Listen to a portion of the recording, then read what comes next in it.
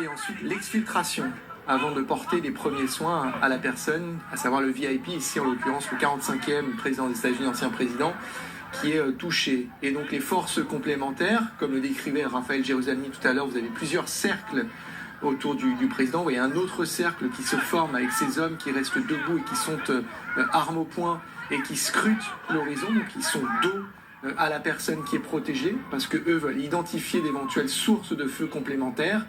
Et là se met en place, et ce qui est intéressant, c'est que le micro à la tribune reste ouvert. Donc on entend les instructions des services de protection à l'ancien président.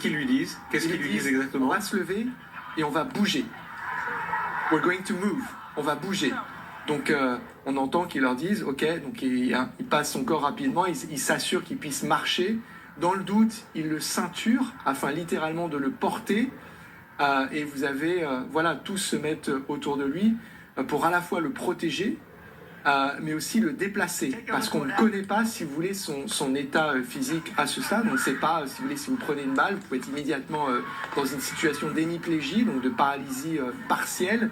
Vous pouvez avoir un nerf, une artère qui est touchée, qui rend tout déplacement. Si vous avez énormément d'adrénaline qui parcourt votre corps dans un moment comme ça, qui peut vous permettre de faire des choses qui normalement physiquement, biologiquement sont compliquées.